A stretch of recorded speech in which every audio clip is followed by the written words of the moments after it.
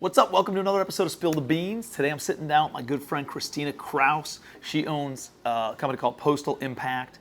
It is like the authority in direct mail pieces, specifically for real estate, but I think they do a bunch of different businesses.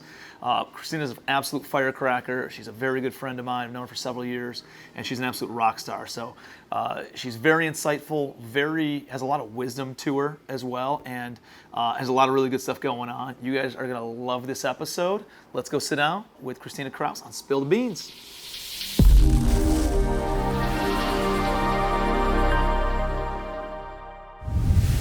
What's up, guys? Welcome to another episode of Spill the Beans. Today, I got my girl Christina Krause here. Yeah.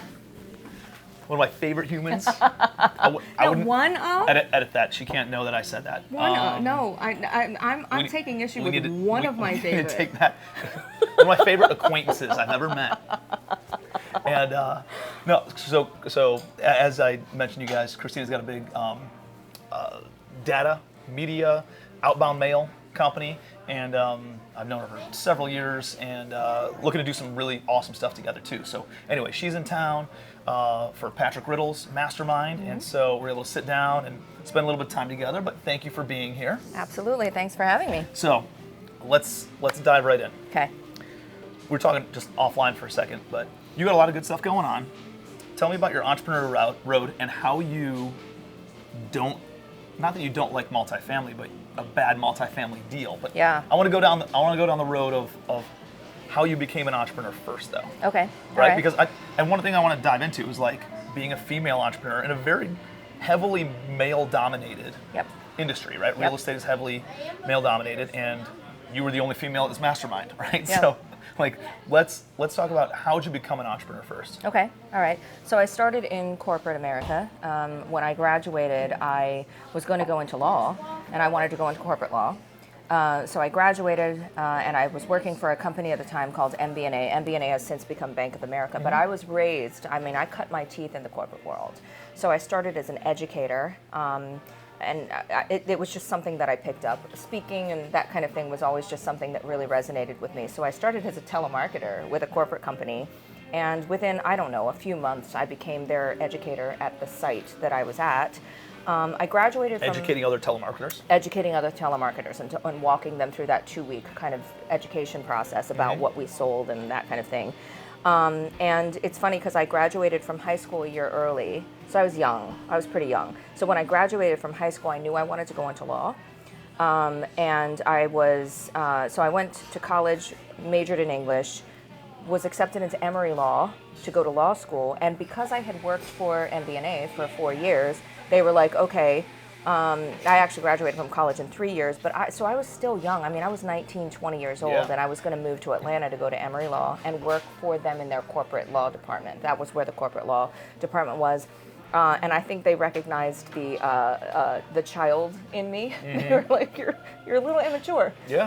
Like I can't imagine 25, 30 years ago, right? It sounds I know you now. I know, I'm still a child. So they were like, listen, at the time I was working at a kind of an off-site for that company, and they were like, we need you to come into the big corporate. That was in a different part of the state, and they were like, we need you to get the corporate experience. So I moved. We delayed. The agreement was we're gonna delay moving you to Atlanta and law school for 1 year. We need you to get kind of your feet under you in a corporate environment. And that's the best thing that ever happened to me because I would have gone into law. That was what I wanted to do. It's what it wasn't necessarily something I was passionate about, but I felt like I could be really good at it. Yeah. That's a really important thing too, by the way. And there's that distinction, right? Like, do you go into something that you're really passionate about, or do you identify, I could be really good at this and like it, and then I'm going to go ahead and go into this because it's going to fuel my life vision? That's a controversial topic, right? Yeah, like, do you do what you're passionate about, or do you do what you're really good at to make your money? Yeah, and it's hard when you have restrictions on you of needing to go and make money. Right? Yes. Like, go follow your dreams, go follow your passions. I get it, and especially I'm putting myself in my 20-year-old age, right? Right. I get it, but I got to pay the bills, right? And if I wanted to go and, play basketball, I'm not going to be able to pay the bills. If I wanted to go and take pictures, right? And it's hard not to pay the being bills. inauthentic to your dream or your passion, but there has to be a realism in there where you go, okay, but I'm really good at this, and this could allow me the freedom to do this. Well, I mean, candidly, I like real estate, but am I, passionate about it? Is that like what I loved it? And we had the conversation, at the Mastermind, like coaching actually checks 9 out of 10 boxes for me. Yeah. I just didn't know what I was doing, and I needed to become an expert at something before I really started coaching. Right. I love coaching, and I would coach, that is the most fulfilling thing that I do on a daily, weekly, monthly basis. Right.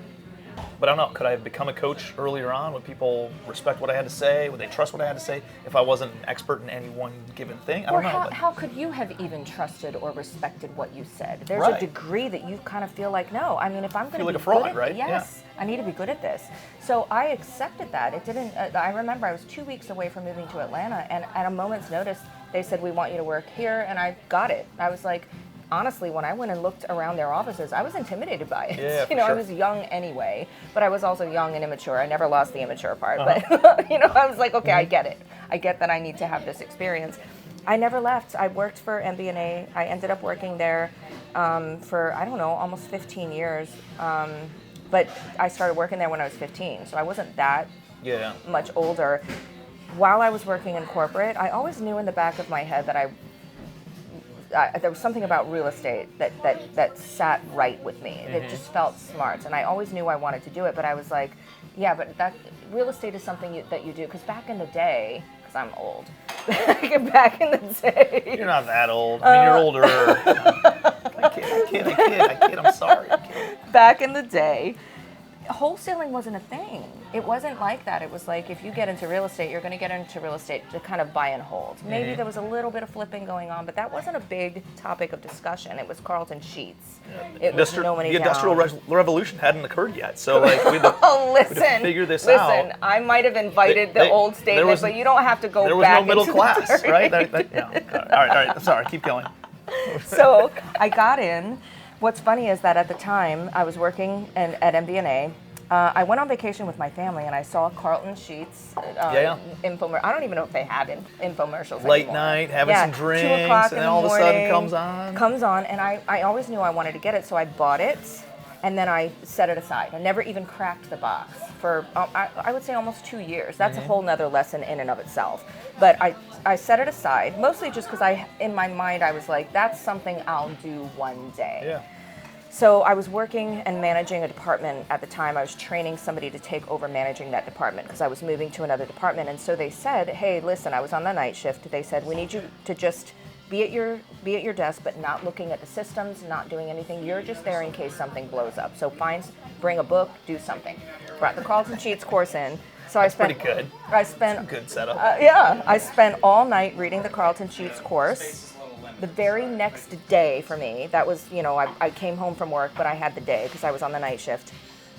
That day, I found the first 2 properties that I bought, no money down, owner financed. That's awesome. But the lesson in that is like, that sat there for 2 years. That opportunity sat there for 2 years. Like, you taking the step to get the course or to educate yourself is totally different than you taking the action and actually picking 100%. up that phone. That could have There's happened. 2 steps to success. One's having the ambition to start. 2 is having the perseverance to stay and actually do it, right? You have to push actually through. do it. Yes. It's what it's everybody wants. They all buy the gym membership in January. They all want to make more money in January. And then all of a sudden, I heard it's I think it's 14 or January 17th is the date that I don't remember what they said was 80-90% of everybody's goals fall off. Really? By the 17th of January, it's where almost That everybody fast. loses their goals within 2 weeks.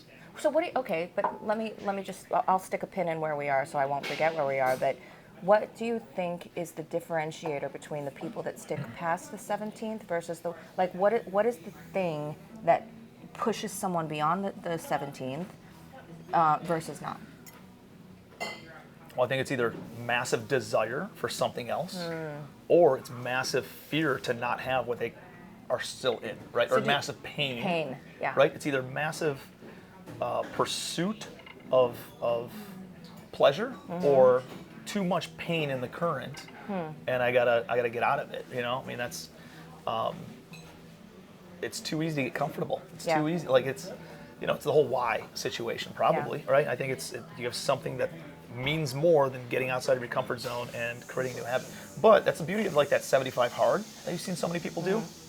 It creates habits. A lot of people stick with it. They keep on drinking all the water. They keep on working out on a daily basis. It forces you to do it for 75 days. And I think habits are formed in, 21 days or something They like say that. that, Right? but it's so true. There's so many pieces of my life that I thought I could never be that person. I could never do that long term. There really is this thing where you just have to go, this is not mental, it's physical. I need to do this for this many days because I understand that when I get to the end of that, there will be something that has taken over my psyche or something. I'm reprogrammed so that it's not about how you feel. It's not about whether or not you have the desire to keep going. It's just about, let me get through this. If it doesn't work, it doesn't work. What's 75 days? What's 75 days of drinking water? What's 75 days of reading my Bible? What's 75 days of whatever it is that you're going to do, of the habit that you want to form? And it really does kind of just take over. It's magical. There is something magical about that, I agree. Yeah. So, and you make a good point. Like sometimes it's like getting out of your own head, but sometimes it's just doing the activity that then creates the reprogramming, right? Yeah. Just like go and do it. And go through the motions. Yeah. Stop relying on your feelings. You can't trust your feelings anyway. I mean, I own a data analytics company, so I see this all the time. Stop relying on your gut and your emotion. That serves you some of the time. It doesn't serve you all of the time. That's something we should talk about too. It's like you look at the data. So when does it serve you? Your emotions? Yeah. I'm not sure. Your gut. When do you go with your gut? I think experience and like if you go into experiences, I do think because sometimes you can data yourself out. I've had people that have worked for me before that I've really struggled with because they need to see the data all the way through to the end. Where I think the magic happens is when you have enough and then you combine your gut and your emotion with it. It needs to be both. My business changed when I stopped thinking millennials are just lazy and they're just this and I don't even, and I was doing that whole thing. When I went, okay, wait a second. There's an innovation here that I can't even wrap my brain around. They're growing up in an environment that my brain can't even comprehend. So I was the hard worker. I grew up in that era that's like hard work overcomes all.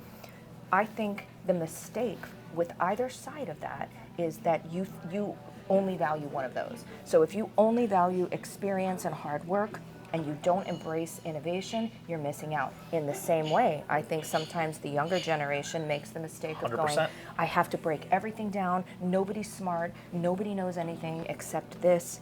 And I think the magic happens when both of us understand the value of each other. You know what I mean? And we can both embrace the value of each other. For sure. I think, have you read Malcolm Gladwell's, not The Tipping Point, what's the other one? Fuck. I'm going to look it up. Look it up. I'm going to look it up. Pause the camera. I mean, we have one, so we should... Or not. Malcolm. Because everybody wants to sit here and Gladwell. watch you look up a book on your phone. I spelled his name wrong. Or bated breath. Blink. No, I haven't read that one. I don't It's even really know good. that I've heard of that one. All right, Malcolm Gladwell, Blink. Okay. It takes data Yep. and says, because you've been doing something for so long and you know the data and you have so much experience in this one thing, it becomes second nature and becomes your gut instinct. Yes. That's Right? a great way to say that. It is data. It's pattern recognition and it's data and you're banking that, but it's Subconsciously, do I think feel that's good about legit. this? Do I not feel good about this? Yep, I think that's legit. Because I also think that it's important and incumbent upon us to embrace humanity too. Not to just become these cold people who are only analyzing numbers. I think that's part of the issue that some of the iBuyers have faced, the Zillows, and they relied so heavily on data and they tried to eliminate, because humanity is very expensive and it's very costly and it's painful, it's all of those things. So they try to eliminate it altogether and you can't, it has to be a combination of the two, somewhere in there. But I think a lot of entrepreneurs are relying solely on their talent, their gut, their all of those things that they've relied on their entire lives. So my thing is you have got to know your numbers. You've got to have KPIs, you've got to know data. But then you also have to know when to stop with data. Like when you get somebody who's totally data-driven, you're like, at some point, you They have can't to make be decisions. Exactly. It's like, I have to keep going. You're like, nope, at some point, you got to trust your gut. You've got enough data. combine that with your pattern recognition, and now make a call. I think that's really important for all of us in our lives, just in general. I mean, I've always been, let's go, take that deal down, contract it, numbers look good on paper, like, let's go. And then all of a sudden we're finding, didn't look behind the walls, right? We didn't, these are mistakes that I've made through the years, right? Didn't look behind the walls, now there's plumbing issues everywhere, Yep. right? Or termite issues all in the studs, or didn't cross-reference the leases and the rent roll with actual collections, Yeah. right? Just because Yeah. physical occupancy is there doesn't mean economic occupancy. Everybody's paying. It's two different things. Yep. And then, and so my team is always like taking the brunt of it, of like, oh, we got to deal with Bratz's friggin' mess, again. Like, really, man? And it's gotten to a point where I just feel so guilty, where I'm like, all right, let's take a look at the data. Which deals do we like? Which ones don't we like? Which ones worked out well? Which ones didn't? Yeah. And now we've honed in on like the stuff that we really want to do, and it's stuff that we actually not overpaid, but to our standard, paid more for than we ever would want to. Yeah. But it's just a better class of tenant. It's a better class of property. It's a newer property, less question marks, and in certain different markets. And so now we're just honing in on those markets, because that's where even though on paper it didn't pencil as well as maybe some of the C-class stuff, Yep, right? Or in the sure. Midwest that's been Sure. around for 100 years and whatever. Some of this other stuff is actually making way better returns than this stuff. And That's so why you that's what have the data to, helps yeah, you out you with, have right? to, yes, you have But to have the at the same numbers. time, you gotta fucking jump. You gotta make a decision. You gotta actually leap and take some action with it too, Yeah. I think so many of us make decisions in our relationships and in business on the potential of something instead of the actual numbers of something. Like, trust what you see today. Interesting. Not that you should not look at the potential of something, but all of your weight shouldn't be on, I see who that guy could be. Yeah. I see what this building could be. And then you fall in love with this thing that doesn't even exist. Yeah, you gotta go create it. Now you have to go and It's a create value it. add project. That's hard work. So I love value add, and actually, you know that my strategy is. We're talking about value add. guys still, or are we talking about? Wait, what are we talking about again? we're talking about apartments. Never We mind. talking about my personal life here? So bad. It's for both, though. It's for Preaching both. to myself. Yeah. I'm preaching to myself, people. Yeah. Take notes on this. This is data. You gotta analyze the data. No, But it's a real thing. Relationships, value add relationships, right? Value add property, The whole businesses, thing. and all of it. And it's good to see the potential in somebody, but at some point you also have to go, okay, Yeah. I see you. I Yeah. see who you are. Hey, you know what? They just fell on some hard times. Why they haven't paid all their bills and why their credit score's 400, right? Right, Versus, sometimes you got to take a look at that, and the best indicator of future performance is Yeah. past performance. Yeah, a lot of for sure. times, and so that works But in then your favor or not in your favor. But then sometimes you can't just go, the best indicator of future performance is past performance, so I'm going to only look at past performance rather Agreed. than to go, I do see the potential in this. There's something here, and I think you test that. But then I think when you test that and you see that this is not standing up the stress test, at some point you have to go data and go, I got to let this go. Yeah, I gotta let nothing's this go. static. Nothing stays the same forever. Yeah. But at the same time, you gotta understand what's the time, what's the effort that's gonna have to go into it, what's the investment that's gonna have to go into it in order Yeah. to figure out For sure. is that worth it versus the opportunity cost of going and pursuing something else. For you sure, know? for sure. No, so that's good. So back to your story. I bought my first 2 properties and I was done. I knew that this is what I wanted to do. I knew, as much as I genuinely loved my job, I loved working for the bank. I have nothing bad to say about that environment or that bank. As a matter of fact, I'm grateful for the experience because I have the professional side of things too, and the biz dev side of things is what I learned there. But from that moment forward, it was a clock. It was just, how long am I going to last here before I go to real estate? And it wasn't long. I mean, maybe a year or 2 before I quit my corporate job and went into real estate full time. How many properties did you have before you jumped ship? Not that many, maybe 20. Maybe 20, 22 doors. That's respectable or though. That something covers like the bills, you know? Yeah, enough. And at the time I was married, and you know, we did have that income, and he eventually came full time relatively quickly after that. Because once I stopped and put all of my attention on real estate, we exploded. Yeah, I mean, it was very, very, very quick. I'm a jumper. Yeah. I'm, For sure. I'm definitely a, what is it? I'm a ready, fire, aim Yeah. kind of person. So at the height of what we had, we had over 200 doors of our own. We managed another 400 at any given time doors for other people, all in-house. Then we were introduced into the world of kind of like turnkey and and flipping, not so much wholesaling, but like, buying properties, fixing them up, selling. So we've done everything from managing doors and the turnover to renovating and selling properties at that point to straight builds from the ground up. And then what we did, my multifamily. I didn't realize you had that much experience in Oh, real yeah. estate, actually doing the investment side. Oh yeah, absolutely. We had a I thought you were another just vendor that showed up Had a and thing. just. See, no, I knew you. I knew you did a little bit. I knew you did. Stop minimizing me, Bratz.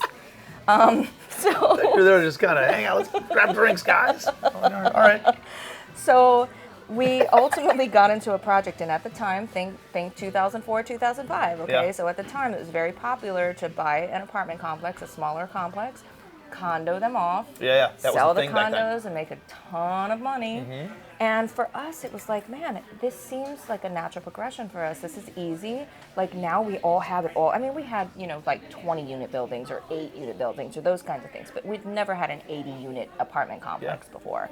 And the fatal mistake that we made, and we made it with the blessing of everybody else around us, with the banks. And, so for us, rather than relying on our own, like, okay, let's talk through the worst case scenario, everybody else around us was going, we're all in. I mean, this is a multi-million dollar project. So we bought this apartment complex that was in it wasn't in disarray, but it was really poorly managed. And our thought was, let's get rid of the bad tenants.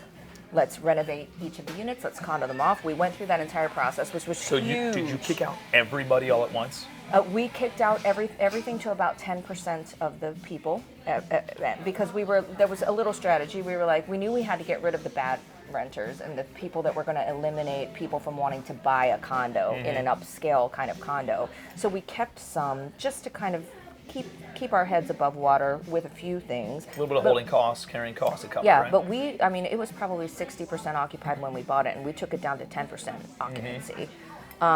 And we condoed it off. That was a huge process. It was so good to learn how to take an apartment building and literally parcel each of those buildings. Yeah. We had to go through that entire process. It's a big legal period, right? Yep. Like how long does that take? That whole process took about a year. I was gonna say. Yeah. Every bit of 9 months. And we were hustling to get it done in a year. Now, think 2005. Now we're dipping into 2005. We're dipping into the markets. At the time, if I had known to study markets the way that I do now, I would have already been able to see that we were in decline. But the headlines, I hate that. I hate when people are like, oh, the real estate market, the real estate market, and they talk about it like it's a national market. Yeah, There is no individual market. Yeah, exactly. You have to study each one individually, and you have to understand what's going on in each one individually. Had we known at the time to study it that way, we would have seen our demise before it would have prevented us from getting into the project at all. But at the time that we finally got the approvals, everything hit the fan.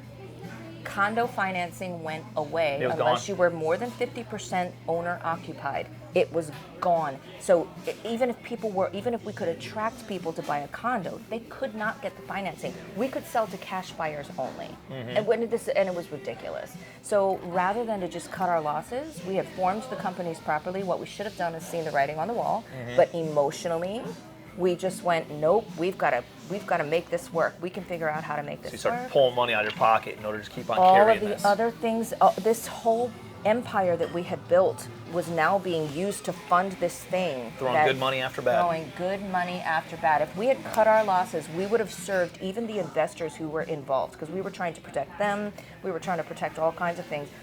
Had we? It's hard though. It's hard. so Like, hard. what are you gonna do? Like, because it's not bad enough, right? It's going back. There's not enough pain to actually have you take that kind of action. It's very, very difficult. Yes. Where you're like, well, so another thing I heard, goal setting, beginning of the year, all that kind of stuff.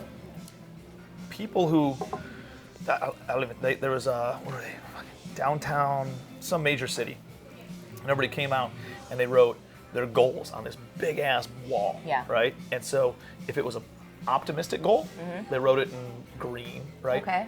It was like a pessimistic goal, they'd write it in red. Give me an example of an optimistic or a pessimistic Well, goal. like, hey, I think I'm gonna make more money this year. Okay. Like it was more like, what do you expect for the new year? Okay, right? and pessimistic might have been like, I'm going to stop doing this or something like that. Well, not really a goal, just like, what do you expect for the new year? Not really a goal, Gotcha. meaning, hey, my I don't know, husband's sick, or Yeah. I'm I'm still in this dead end job, or like whatever they expect. I think I'm Okay. still going to have to. And out of everybody, it was over 86% or something. Everything was green. Everybody's optimistic of what could be in the new year. Okay, good. Right? Which is That's great. great. But is it a veil over their face of what is actual happening, right? Because they did. It was something like they did at the end of the year, and it ended up being like whatever, 50 or 60-40, the opposite direction, right? Nobody hit their goals, or not as much as they wanted to, or whatever happened, and it was essentially like flip flopped almost. Yeah. But everybody's got that blind optimism Okay. in a lot of situations, and maybe that's, I would think, hey, I'm in this tight situation. I got to, and this has happened to me over the past couple of months or past year. I've had a joint venture partner not operating properly Yeah. in one of our projects, in several buildings actually. And then COVID hits. They got too many balls up in the air. Not doing anything malicious. Just but it's not going the way it's supposed to. exactly. And all of a sudden, can't evict tenants in a value-add property. Supply chain completely, Yep. derailed. It always happens Labor like that, force. right? Like it's the perfect storm. You're like, I could take any one of these things, but For sure. everything all together, I'm about to like. Labor force. Either people don't want to work, or you're paying double. Yeah. To change doorknobs, right? Yeah. And so all these things happened, and then the administrative side was messy and didn't have some things cleaned up and all that stuff, and then COVID hits, right? And all this stuff, and what do you do, right? Yeah. You got an eviction moratorium. You can't kick out tenants, and when you're doing value-add projects, Yeah. it's a shitstorm. Yeah. Right? So found myself in a situation where I've had to sell off a bunch of my own equity, Right. and put more money into deals that weren't stabilized when they should have been. And I'm looking back, and I'm thinking, damn, like this could be. That could have been me, Yeah. blindly thinking things get better. It's gonna get they're better, Gonna it's open up gonna the get better, it's gonna- moratorium. yeah. Price is going to come back down. They'll figure out the shipping thing. They'll figure out labor, and it, eviction moratorium got lifted, thankfully. Yeah. Supply chain's still effed up, right?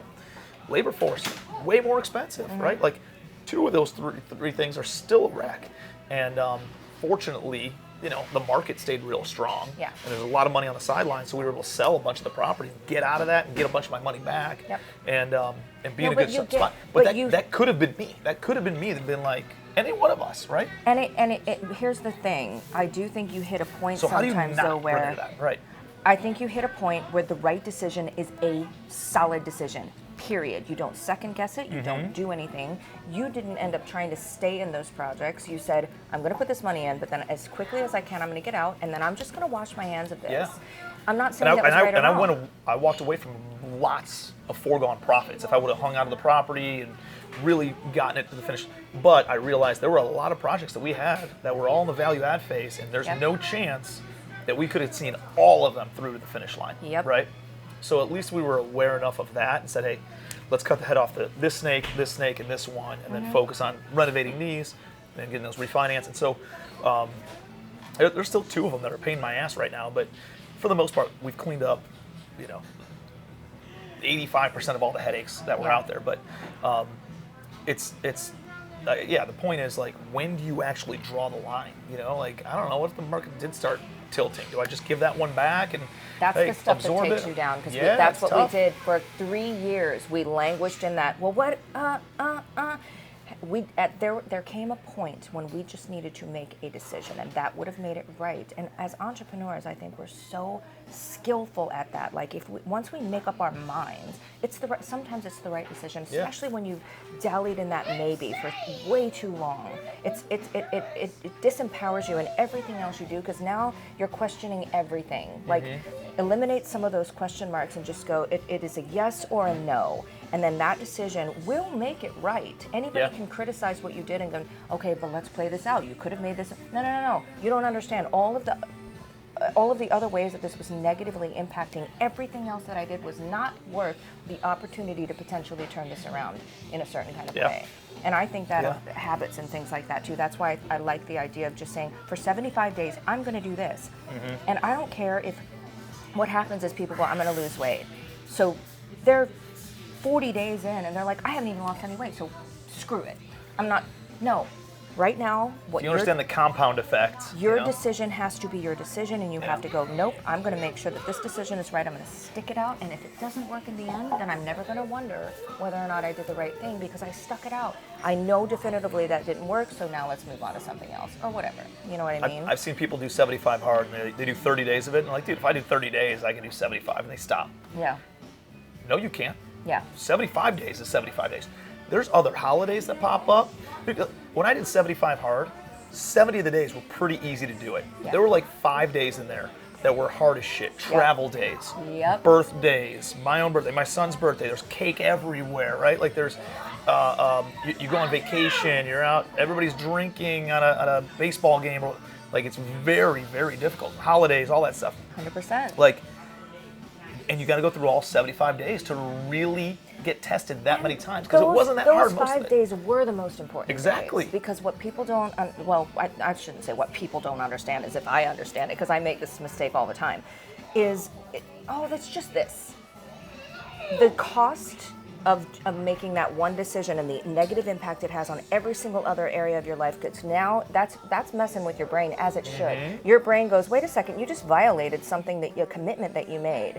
So if you violate the commitment here, it makes it that much easier to violate commitments in every other area of your life. It's like it's not this life of rigidity, but it is a life committed to following through on what you say you're going to do. Like being a person of your word. Yep. Or word of your, no, that's Person right, of I said your it word, right. Yeah, person of your word. And at the same time, it's like, if you're not committed to yourself doing the right thing, why would anybody else make that commitment That's to a you? great point. And people see it. People see it. You can hide it. You can be transparent about it. You can hide it. But if you're not being true, people see it. I do feel like there's this like thing that you just kind of know. I don't know, not to like judge too deeply, but I don't know, if you start 75 hard and you fall off in the first 30 days and you've done it 2 or 3 times and you can't make it all 70, what does that say about you, right? Yeah. Like that's shit, I need to work on me more, right? And that's just it. It's not judgment. It's, okay, wait a second. I see a pattern here within myself. Maybe I need to do something that's a little bit more realistic to me that allows me to keep my word, and maybe I need to trust the fact instead of continually going back to, this is just an example of the lesson that can be learned, right? Maybe it's 75 hard is not the right change for you to make. Maybe it's too drastic, maybe it's too dramatic, but whatever you do, make a commitment that you can stick to. There needs to be micro commitments that you can win before, then you can take on the bigger one. I agree with that wholeheartedly. Sure. So let's go back to the property real quick. On a property level basis, what were your exit strategies, right? It was either just raise more money, couldn't do anything. Did you try to seller finance a condo? Yes. Say, hey, listen, guys, I'll seller finance, I'll carry the financing. And we sold 3 like that. A little bit down payment, and then you guys, make payments to me. But that would at least carry the debt service and the carrying costs to get the hell out of it. Did you guys try to rent any of them? Oh yeah. So, but now here was the problem was on the buy. Your cost basis was this because you were planning on selling them instead of cash flow. We bought that building for potential instead of what it was. We should have just gone into the apartment building and said, guys, we're going to buy this as an apartment building that's 60% occupied and in bad shape. We're going to buy it here. They sold us on the idea of the potential, and we bought for the potential. So now it didn't work the other way. At best, we would have been able to keep our heads above the water, which is not winning. That wouldn't have won. I'm never going to hold on to something just in case it appreciates or just in case something might have happened. So what we did is we tried to go the seller financing route, but then we we didn't see all of the decisions through. So we were like, okay, we're going to go to seller financing. But we were selling the people who were buying it seller financing on the idea that this was going to be this beautiful condo and a bunch of owners. We didn't walk down that path and say, okay, if this doesn't work, we're obligating ourselves emotionally now to even more people and making sure that we follow through on this plan and making sure that it works. What would have been better, like I'm not saying it was the best, but it would have what would have been better than what we did is literally just walking away and just being like, sorry guys, we out. Here you go, bank. That wasn't the best walkaway option. What we should have done is gone back to the people that we felt obligated to stick to and say, guys, even just let's make this decision together. We want to honor you guys, but here's what we're facing. Tell us how we can honor you. What would have been better for us is to walk away, for those guys to lose all their money, and for us to have just kept what we were doing and just paid them back ourselves out of our own pockets if we had to. Give them equity in future deals or something to get their money back. I was on a phone with one of my bigger investors. He's got over $1 million with me. He's probably in the top 10, 15 people who have big amounts of cash. Yeah. And on the way over here to meet up, and he gets it, right? Like, if you would have gone and had the conversation with the investor, they would have trusted you even more. They would have respected you even more. They would have said, like, and they'd be empathetic versus adversarial, right? Yep. And I remember, right? It happened 10 minutes ago. But on the conversation, he's like, dude, I know how much shit you're going through.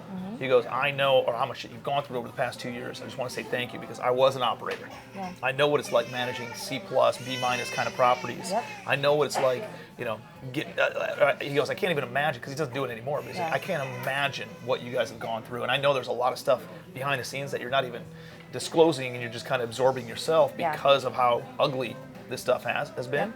He goes, I just want you to know, like, thank you for doing what you're doing, and thank you for communicating not just good stuff to us, right? It builds more credibility with your lenders when you talk about the good and the bad, but here's the bad shit that's happening in my business or in my life right now, but here's what I'm doing. Show the path of progress. Yeah. Here's our options. Option 1, option 2, option 3. Get some feedback from them. Invite the feedback instead of, because what we did, or what I feel like I probably did more than anything, is I'm an entrepreneur. I can sell anybody and get anybody excited about anything, and even make myself believe against the odds. It's dangerous, when you got the skill to communicate the way that you do, or the way that I do, or the way that some of us, and you see it used for evil purposes a lot of times. You watch American Greed. All of those people are great salespeople, great relatable people, good people. It's like, and probably even had the best of intentions. For sure. A lot of times the path to hell is paved with good intentions, right?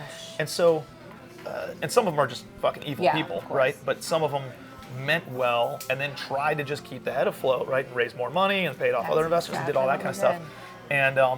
And I watch this stuff and I see those stories and I'm like, I want to make, like, how am I make sure I'm never in that position? I'm never that person who meant to do well and then fell short big time, and then all of a sudden this creates a shitstorm, right? And it's just owning your mess and getting your house in order of just like, here's where we're at. Let's be realistic about it. Let's not be too optimistic and right on the wall that everything's going to be fine and the market's going to clean up all these errors. But I've seen in the housing cycle, the reason I invest the way that I invest is because I've heard so many stories of people that happened to you, right? Like, I bought it at this price, hoping tomorrow it would be worth this much, right? Or I bought it at this price with the intent to sell because I could make this much profit instead of the intent to rent, which only made me this much profit, you know? And people got so just, green-eyed of just chasing the cash and chasing the highest returns. Not saying you did this, but like, it was easy money for many years. And when it's easy money for many years, you're like, oh, this is going to be knock this thing out. We'll come out of this. It'll turn the around. market will be great forever. And the reality is, like, there needs to be a backstop at all times. And that's why I just buy for rental properties. Right? If I buy for rent, and if this shit rents, then I know I can ride out any sort of economic storm. If I can cover my debt service and my operating expenses, the whole market could collapse, but at least I can ride out the storm and figure out an exit strategy in 4 years, 5 years, 10 years down the road. If that's worst case scenario, my investors' money's in for 10 years instead of 5 years, or 5 years instead of 3 years, like that's, and they're still making 8 to 10% on it. That's still a pretty good worst case scenario, right? And so I think when you're communicating, people are just much more responsive to it and more empathetic about it. And the key is the breakthroughs happen with the hard conversations, right? In relationships, right? 100%. With your investors, with your team, with people that work for you, like all that.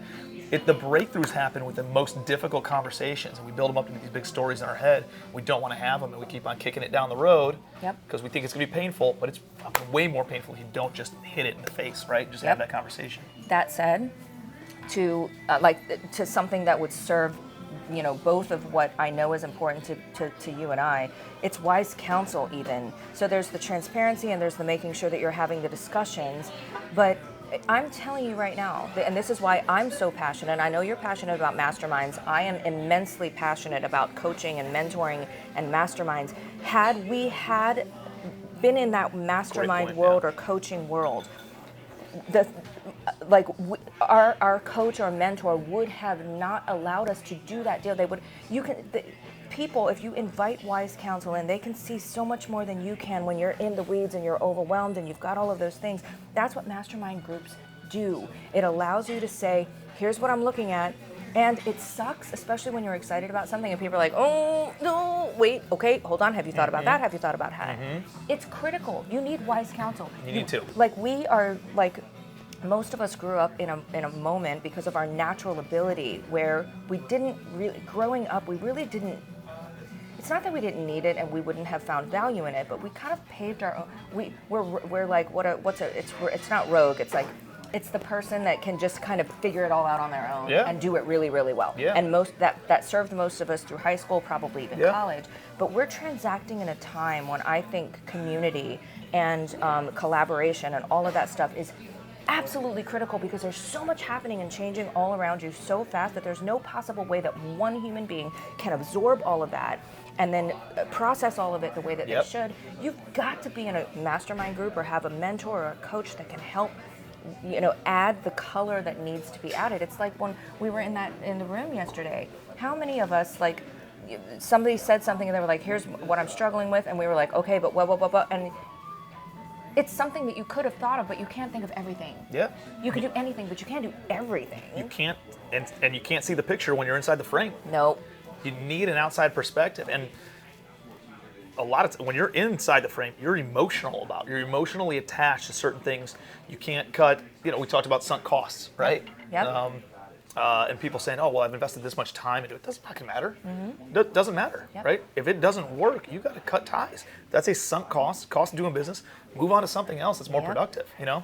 And sometimes you just need that permission from somebody else that you know, like, respect, trust. For sure. That just goes, you know what? Just I give you permission to walk away instead of you bearing all of the weight of that. The beauty of masterminds they're and community. not emotionally exactly. attached. And furthermore, there's something about being around people that know you and get what you do, and then them going, listen, I'm happy to share what I'm going to share, but the more important thing is I got you. I have your back. I'm not turning my back on you. I know how hard this is. Make a call. Maybe it's the right one. Maybe it's the wrong one. But we're here for you. We need that. You know what I mean? Big time. Like, we need that. I don't like giving you public credit for anything. No, but legitimately, when COVID hit, you know, all of us, everybody in the masterminds, right? We're all like, holy shit, what do we do? Let's get on a phone call.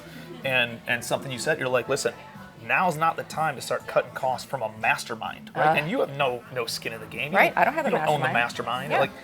Like you're like, this is the time where you need community. This is the time where you need that outside counsel. This is the time where you double down on the mastermind relationships, not when you extract or like pull away from them. Yeah. And you're absolutely right. Like, masterminds are cool in the good times because it helps you access resources, but it's far more important in the bad times or when tough you're times, struggling, when you need the support, for sure. 100. And it's the easy thing to go, I don't see the exact correlation of ROI. If I'm going to write this check to be in this mastermind, I don't see the exact correlation. You've got to be more mature and smarter than that. You've got to look at it and go, this sucks. I remember being in masterminds when I could barely when I went through the bankruptcy, and because I ultimately, to close the loop on that deal ended up taking everything away. You know, at the time we entered into it with a portfolio that I thought we had more money than I could reasonably spend in a lifetime, and we lost all of it.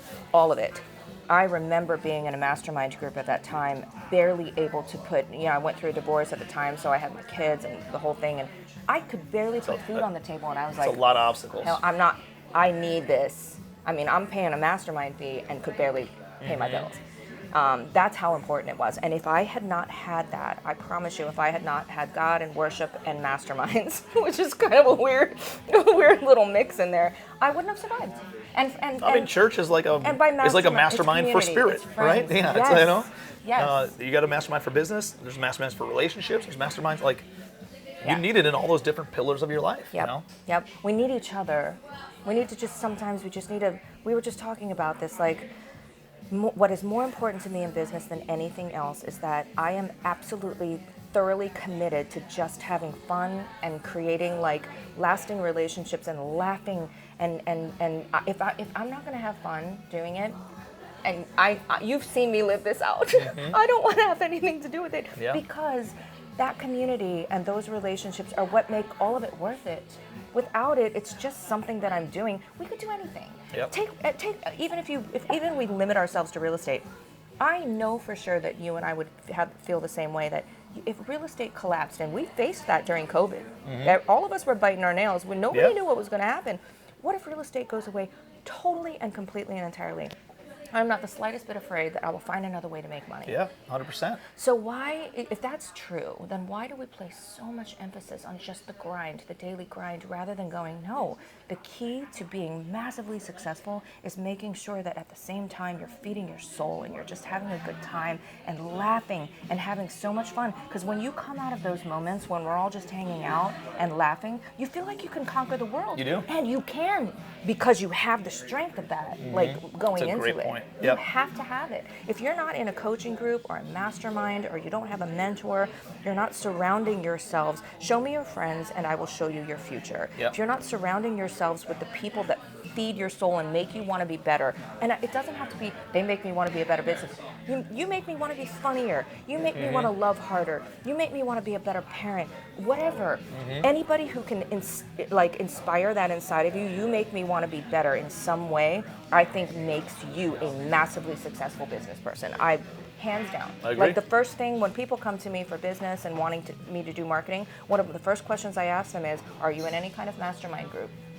And I will go on the record as saying, I almost think, like, if you have to choose where to spend your next dollar, it should be, and you're not in a mastermind, I'd rather see you spend it on the mastermind first and come back to me when you've made more money, and then we can talk about direct mail, we can talk about lists, we can talk about marketing, we can talk about all of that stuff after you get connected. It expedites everything else. Like, there's no fast track to success other than truly a mastermind.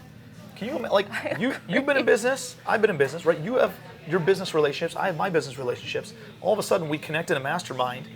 You introduce me to people that you know, I introduce you to people that I know, and all of a sudden you take 15 years of relationships that's taken me to grow and nourish and cultivate 1 + those. 1 = 20. And all of a sudden, I say, hey, you need to meet my girl Christina. You guys can do a lot of business together. And boom, 15 years of trust and credibility gets conveyed to you with them. And all of a sudden, you're making, like, there is an expeditious factor where you can have more success faster if you are in those rooms, right? Absolutely. Hey, I'm looking for the right direct mail piece. Well, instead of having to go through and call 100 different companies out of the yellow pages, be like, boom, Christina knows, right? Christina's got the connections. Talk to her because you've already been through, like, somebody else has already been through calling those 200. And you go ahead and go through the 2-3 years it's going to take you to learn that lesson all by yourself because you're an island, or tap into the network that you have invested into. That doesn't just happen. Where would you find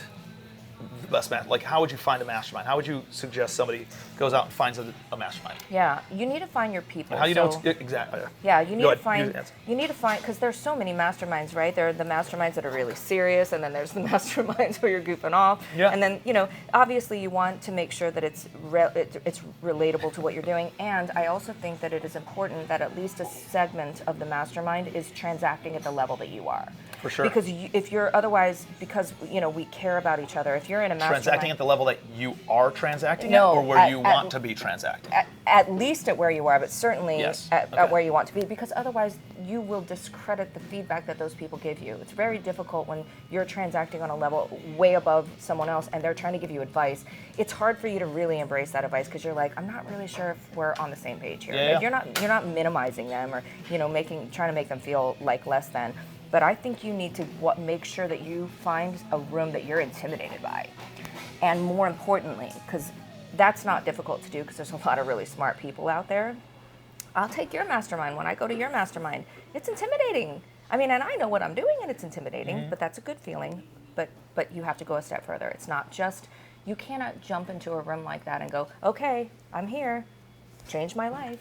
You have to make sure that you are scared, that you are overwhelmed, that you are looking around and evaluating the people around you and going, okay, they look like they have more fun than I do. They look like they're more successful than I am. They look like they're smarter than I am. And then you have They're a better fit than I am. They have better relationships than I am. The critical step is that then you have to suck it up and go make sure you put yourself in front of those people, no matter how intimidating it is. You've got to go introduce yourself and inject yourself and get out of yourself and go, I can't just expect everybody to show up for me. Yep. You know, I have to figure this out. I have to do it well, and then I have to show up. And if I will do that, I can almost guarantee you success is a foregone conclusion. Yeah. But if you don't do that, good luck. I think it's important to find a leader or people that are in that mastermind that you already resonate with, because now you know the culture's there, right? Yes, that's a great idea. Like, watch the leader. Yeah. Does that leader resonate with you? If the core values align, and what their vision is aligns with how you feel and what you want to go and accomplish, I think they're going to attract people into their community that resemble that, right? And so if you got somebody who's just pounding their chest, they're like, let's go to effing war, and let's go crush people and make as much money as possible. That's the environment that you're going to go and walk into. And maybe that resonates with you. Totally. If it feeds you. And then there's other ones that are like, kumbaya, I don't really care about any of that stuff. Let's just go. And maybe that's it, and right? Maybe that's what you're looking for. Maybe you're super chill. But I would always look at the leader and make sure that their values align with my values. And I would look at people who were in the mastermind for at least 3 years. And then you can correlate to them too, right? Because if there's people that come into a mastermind and they get spun out because either they feel or like they're not a good fit, or they get kicked out because they're not a good fit, right? Yep. And so, but if somebody's in there for 3 years or longer, then they're probably mimic the values and the core values and the competency of that group as well. So I would look at long-term members, and I would look at the leader and try to get a really good picture of what does that mastermind stand for. And culture, because I've been in so many masterminds, and I know that there are people who are massively successful, probably more successful than most of the room, but they'll never last in the mastermind because it's not a culture fit. Yeah. Like, you've got to have that too. It's got to be like, these are my people. Yeah. Like, I feel like it's when you find the house, if you're house shopping, and for whatever the reason, there's that one house you walk into that you go, I'm home. Yeah, like that feeling like, okay, these are my people. These people resonate with me, and I'm not looking around like, maybe. And it might be more intimidating, but are they salt of the earth kind of people, like, right? Or, and again, there's no right or no wrong. Yeah. But it's like, if you're not somebody who gets, like, I don't get a rise over exotic cars. Yeah. And I love watches, but I'm never spent $50,000 or $100,000 on a watch. Even though I could, like, I'm not going to do that, right? Yeah. I don't know. It just doesn't. It's not. So those kinds of groups that are just taking pictures in front of jets that they rent or whatever. Yeah. And listen, I've rented jets. I just don't try to convey it. That's my own jet. Right.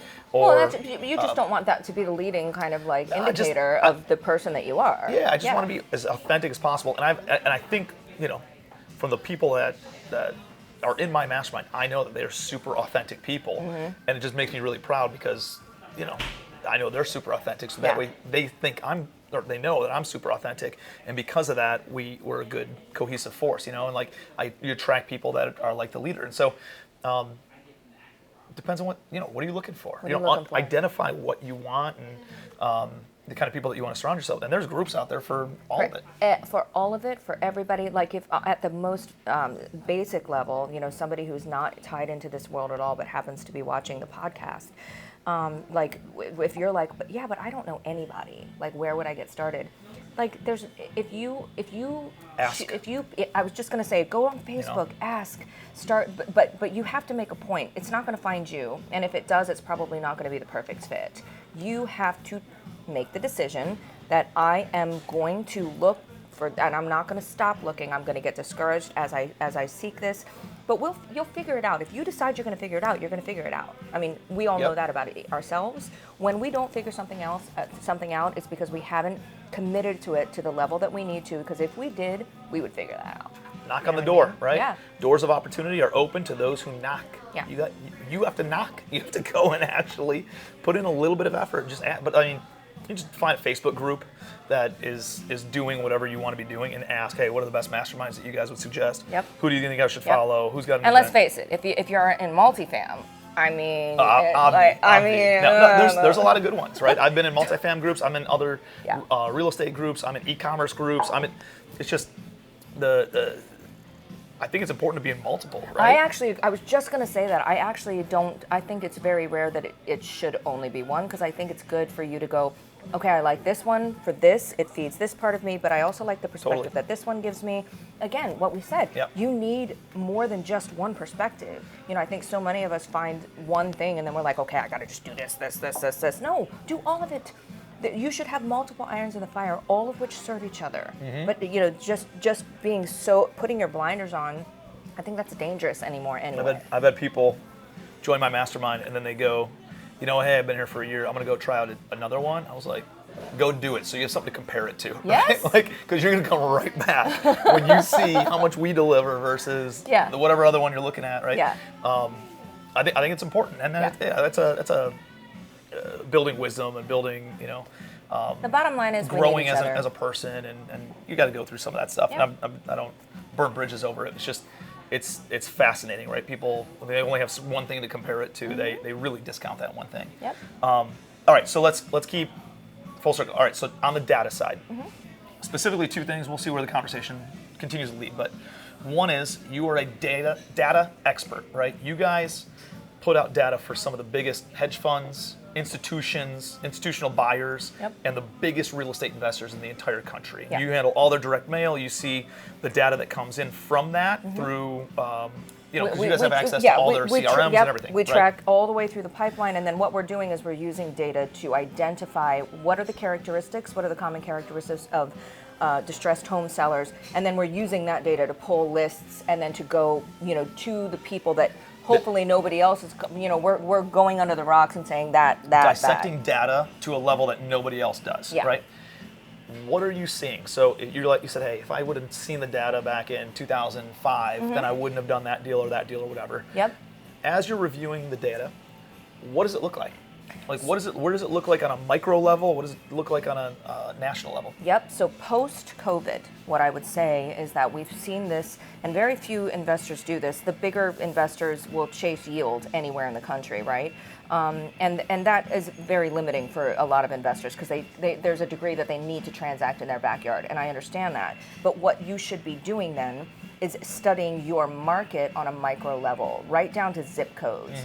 So unless you have enough money to blanket the entire county and to target everyone within that county that represents an opportunity, why wouldn't you break the county down into zip codes, identify where your most profitable deals are coming from, and incidentally, almost always the most profitable deals come from the zip codes that are performing from an appreciating home value standpoint, that are performing the best. Kind of makes sense, right? It's not that there's not opportunity in all of the zip codes. There's opportunity right now in real estate, and even if you're in a declining market or a depreciating market, there's still opportunity, but what that intel tells you what to do is, what is your exit strategy going to be?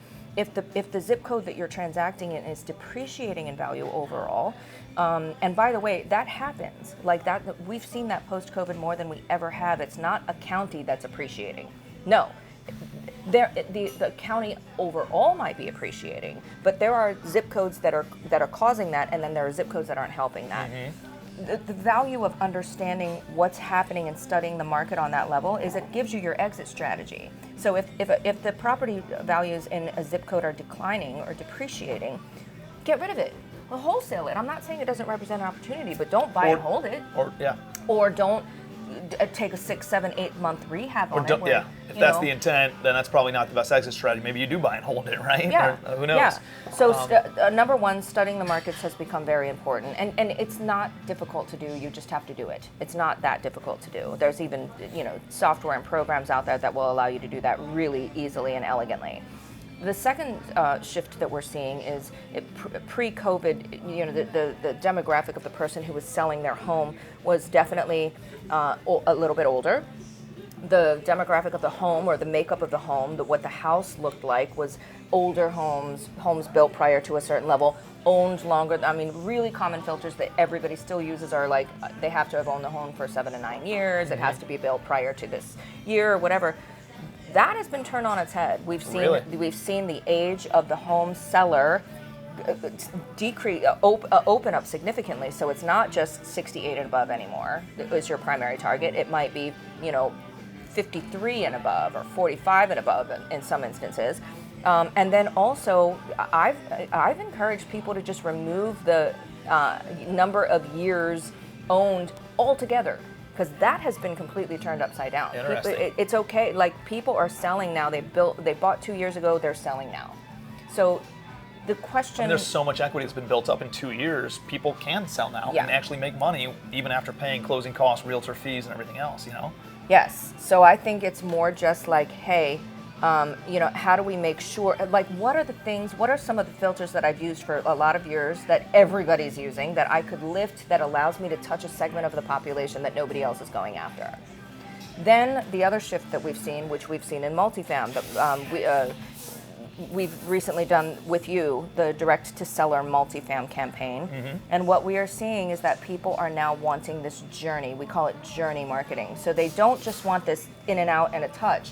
They want a nicer postcard. They want you to pay more attention to the messaging that you're sending. It's not just It's relationship driven versus transactionally driven. And then, especially in multifam, it's not transactional. You have to be committed to building your brand, to building your presence, to becoming the credible buyer in your area.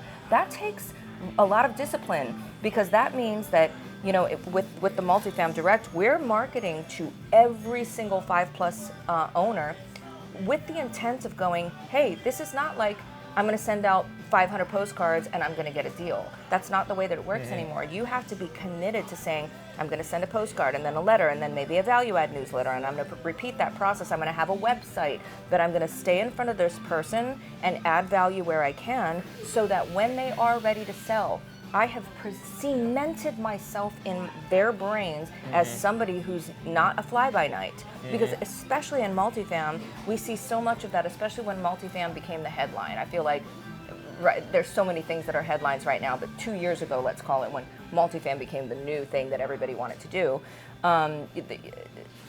you had every joker out there sending postcards. And what a lot of people don't understand, especially investors, this is what took us down, is single fam and multifam are two totally different businesses. I think multifam investing is really smart. I think I believe in it. However, you can't, I don't care if you flip 300, 400 homes a year. You can't just think you could just waltz in and know what you're doing with multifam, They're two different businesses. Which is why, for us, if you do the done for you with us, it comes with membership into your mastermind, because of the amount of backup and education and I mean, for goodness sake, you guys do an hour call every single day with different people who are teaching you how to do what you're doing, and it also gives people this safety net. I was always afraid. I told you that years ago when I was like, man, Bratz, I'm afraid to do marketing for people who come into it like I did, and then they get in trouble and lose everything. Yeah. So for me, creating this marketing campaign that is amazing, I mean, it's phenomenal, but more importantly, that automatically comes with a little bit of a safety net, that somebody goes, hey, if you get in over your head, we have a whole, not just team of people, your team of people, but a whole community that will rally underneath of you and that will help see you through this process and help you not make those mistakes. That marketing in general, I just feel like we're moving into this world where we need each other. Like, it's journey marketing. You have to be willing to take care of that person that you're marketing to, because they might make you $2 million. Are you seriously not willing you seriously think that you should just be able to call them at any given time and they should just trust you? Yeah. What are you willing to sow back into the lives of these people that are allowing you to make a living?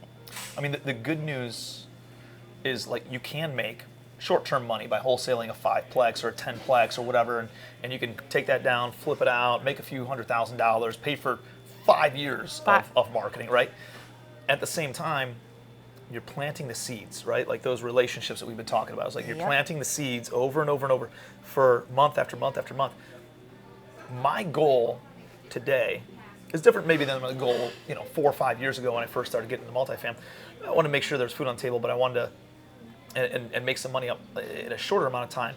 But really, I've always had the intent of building a multi-billion-dollar portfolio, and that doesn't happen transactionally. You've got to develop relationships.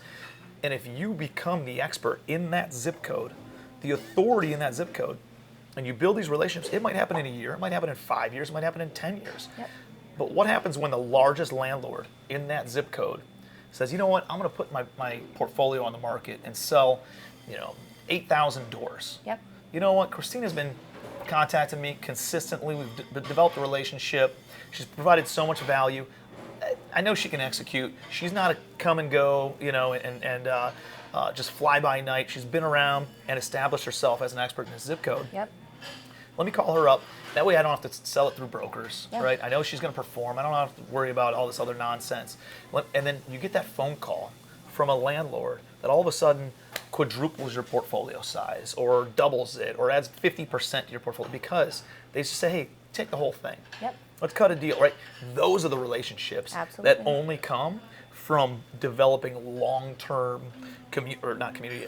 connections with those individuals. 100%. And then you have a community underneath of you. You said, make your money in the 5 and the 10s and the ones that are going to come. And even if that's not your world, imagine being connected to hundreds of other investors who will buy those in a heartbeat. Even if that's not your thing, figure out a way. Like, it's one thing to say, I'm going to commit to spending this much money and I know the payoff might happen now or in 2 years.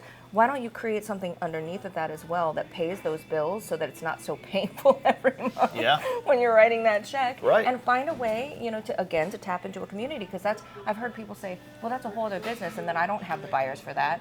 Okay, that's why you need a community of people who all do the same thing, and they have those buyers. Yep. You know what I mean? It's just, there's so much synergy there. No, there's a lot of good stuff. If you guys are interested in that, I'll put the link to connect with Christina and her team. They are the best in the business, and they essentially do a journey campaign on direct mail that a bunch of my mastermind members are utilizing and having awesome results. So they're taking down deals, keeping them in their own portfolio, and they're wholesaling a bunch of stuff too. So it's something. Christina and I have known each other for 4 or 5 years now, and we're like, how can we work together?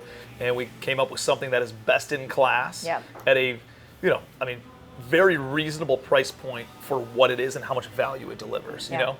And so anyways, we'll connect you guys with them. We'll put it in the show notes and stuff. All right, so we're winding down. You are a firecracker and a rock star female entrepreneur.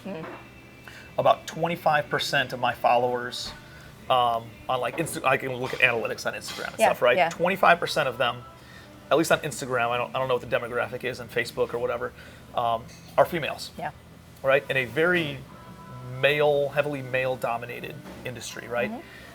If you see a rock star, very ambitious female who wants to do some awesome things in business, in real estate, in entrepreneurship, like, what kind of advice do you? Because there need to be more rock star chicks out there that we can do some business with and are just lighting the world on fire and turning things on their head. I'd love to see it. So, like, give me, and I got a daughter, right, who might be an entrepreneur, and I want to instill these values. I don't know what it's like to be a female in a heavily male-dominated industry, right? So, like, what does that look like? What kind of advice would you give to female entrepreneurs who are getting into real estate or trying to build a portfolio and going head-to-head against other people who may see them as superior, inferior, or whatever? Yep. It's interesting because I think that my answers might not sit well with some people, but I've lived in this world and I've transacted. These are all authentic people, right? I've transacted they want you to shoot successfully straight in this world. So I'm really speaking to both men and women on this first point, and that's that stop focusing on the negatives. There are absolutely crosses that we bear as women, just in general in a male space or whatever. And I don't even want to go down that rabbit trail, aside from the fact that what I will say is that real estate investing is an especially male-dominated space. You got a lot of really big personalities within that space. And yes, do you get minimized? Do you get underestimated? Which, by the way, so here's my point. Everybody has their cross to bear. I don't care if you're a white man. I don't care if you're a black woman. I don't care if you are a Japanese, whatever. Stop focusing on the things that aren't fair, because life's not fair. You're right. There are things that are not fair. It's not fair that if I walk into a room side by side with a man, the immediate reaction from the majority of the men in that room is going to be, I wonder if she is legit, and that's not a cross generally that a man has to bear. But he has to bear the other crosses, which is, you look like everybody else in that room. Yeah. And you know, you don't right, you like know, stand out, and you stand out, right? Like whatever. there's benefits, I think. One of the girls in my mastermind, she's Hispanic, right? And guess what? She has this diehard Hispanic female contingent that follows her and engages with everything that she does and loves it. And they don't sign up for anything that I do because they can't associate, they can't align with me, right? So I think I love, you know, there's always benefits. There's always in general, look in for life. the opportunity instead of the obstacle, right? Exactly, like and see the obstacle, and maybe you could even turn that obstacle into something that serves you. Yeah. That has happened to me many times. It actually frustrates me sometimes when guys are like, "Oh, it must be nice to be a female in this industry. I bet business is really easy for you to get business." I'm like, really? Yeah. Because I've taken something that I Yeah. genuinely think can. If you just look at ones and zeros, somebody could be like, man, you got the deck stacked against you. Or you can be like, nope, stop it. That person has some kind of deck stacked against them. Yeah. She does too, he does too, white men do too, whatever. I don't care. Stop complaining about what isn't fair, because everybody has things that aren't fair. Everybody has crosses to bear, and figure out how to either turn those crosses into wins or just figure out how to win, and you can. And you can. So, And I think just winning, no matter who you are, gets you a level of respect and credibility in the marketplace. Like when you come into the room, people respect the shit out of you, right? How do you come in and create that authority? It's just from being a rock star in business. Like how can women come in and be ultimately confident, even if they haven't really had massive success? Like what would you do? What do you tell your daughters, right? Yep. Honest to goodness, what I would say is that if you are coming into a male-dominated space, you have, or any space where you are a minority, okay? You have to make a decision as to, I am here to serve these people, and if serving these people means that I show up a certain kind of way, if that means that I'm able to joke around and I'm good-natured and I'm not going to cry if you look at me sideways or whatever, you know, the stereotypes. I'm naming some stereotypes, but stereotypes sometimes exist. For sure. Because there's a reason, right? Yeah. So and yes, I do feel like in this space, I have to work harder in order to get the same level of respect, but that's okay with me because that calls my game up. Yeah. So now when I walk in, like, I'm not going to let you minimize me. And by the way, I like it when underestimate me. That'll be fun. Like, it serves me for you to underestimate me, and then you wait for your moment. You don't cry about it. You just quietly, okay, I see you underestimating me. I see that little slap you just made. I see that little comment that you just made, and I'm not going to react emotionally to that. I made a few. Some of them, sometimes that's fun too. But I'm going to bide my time, and I'm going to make sure that my competency level comes out by the way that I react to what you just said. And when I open up my mouth, I'm not going to react to that by going, I better make sure I'm talking all of the time so that everybody knows something. No, bide your time and go, okay, I see what you're doing, and I'm not mad about it. That's fine. And then pick your moments. Be more strategic. To women, what I would say, because you asked specifically about women in that world, be quiet and be strategic. I'm not saying be quiet overall. I'm saying initially. Look, get the lay of the land. Watch people. Listen to what they're saying, and then strategically figure out, okay, how do I position myself and what do I need to say to make sure that I have rightfully earned respect. You don't owe me respect just because I happen to be a woman and I walked into that space. Nobody owes me anything. And truly that can go for anybody. Like anybody could take this advice. Yes. I mean, like, don't come in and just, start pounding your chest and say, hey, here's all the you things need that to I've done. acknowledge me and you need to, right. No, like, nobody owes me jack. No, that actually probably diminishes anybody who would come in and do that. Yep. And, you come in, you subtly review the room, Yep. make... And even ask yourself, like, how do I add value here? Like, what? That awareness, I think, is such a key, and we've talked about this before, like, the most successful people that we know are very socially and personally aware. Mm-hmm. Right? They have this level of emotional intelligence that they don't necessarily need to be the smartest people. No, but they're I'm never the smartest person emotionally in the room. Right. very, very aware of what's happening and how other people are feeling in certain situations, and they're very reflective, and they sit back and they're pensive. They're asking themselves those great questions. How do I add value? Right? Yep. Yep. Who should I connect with? What's the greatest return on my time, greatest return on the relationship, return on my whatever? And so, it's. I think anybody can take the advice that you're given, but I love the 100% ownership. Yes. You know. Yes. And then how and do you can take it with a earn grain of it? salt from me because I'm a white male, right? Yeah. But I don't like, dude. There's shit that happens to me all the time. Like, I struggle the same as anybody else does. I just keep showing up and overcoming, and I've dealt with more shit than most people will in an entire lifetime, from a business standpoint and growth standpoint. And are there certain advantages? Sure. And are there certain disadvantages? Yes. Yep.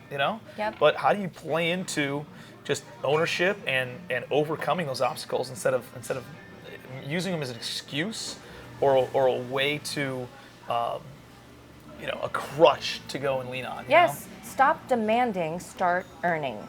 Walk into that situation going, I have not earned respect. How do I earn respect here? So quietly look around the table and go, how can I legitimately add value instead of just waltzing in and demanding that you respect me because of whatever, because of whoever I am or my credentials Like or that. whatever. Like nobody cares about that, really. My Penelope, who you met yesterday, So cute. or 2 days ago, she's like, Daddy, I want that toy. I said, baby, that demand conversation, that want language doesn't work in our house. Mm-hmm. How can I earn that Yes. toy? How can I earn? And hopefully that's not just about how can I earn material things eventually. It's how can I earn respect? How can I earn,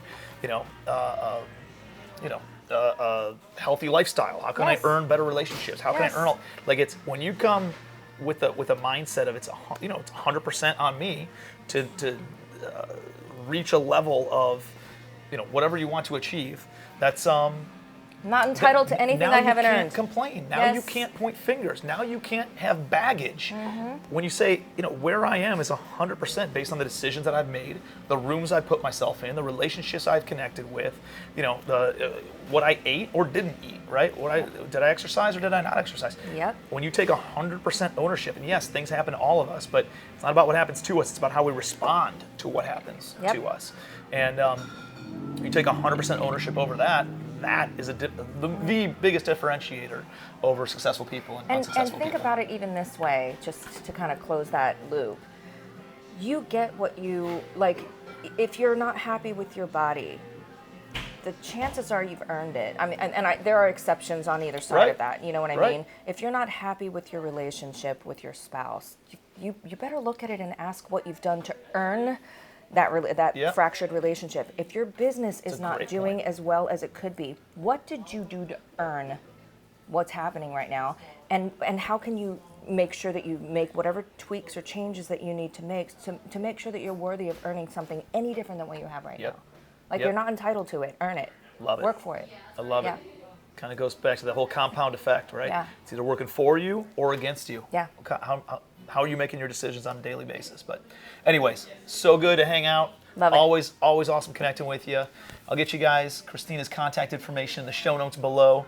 But until next time, I'll see you guys on Spill the Beans. Awesome. Ton of great takeaways. Sitting down with Christina. Make sure you're connected with her. She's an absolute firecracker and has a ton of value that she always brings. She always leads with value, which is why she's had so much success in business. Very insightful, very aware. If you are not connected with her, make sure you are. If you put out direct mail, hit her up. Like, she legit provides direct mail for the biggest investors in the entire country, like institutions, hedge funds, all these folks, down to everyday real estate investors. And if you're interested in her multifamily mail, hit her up on that too. I don't make any money off of it. It's just kind of a collaboration. I believe heavily in being able to find deals, raise money, and operations. So anything that I can do in order to help people do those three things, especially in my mastermind, we try to offer that. So I just brought her in as a value add to the mastermind, and but anybody can connect with her on that. So hit her up if you're interested in that. And like always, if you guys got some value out of this, please do me a favor. Hit the subscribe button. Give me a comment below of what your biggest takeaway was, and share this. Please share it with somebody else who's going to get some value, who might be a female entrepreneur, or if you're raising somebody who could be a female entrepreneur, like, they need to see people like Christina Krause absolutely out there crushing it, doing big things in business, and I think it makes a big impact, and she's a great role model for young female entrepreneurs. So please share this, and until next time, we'll see you guys on Spill the Beans.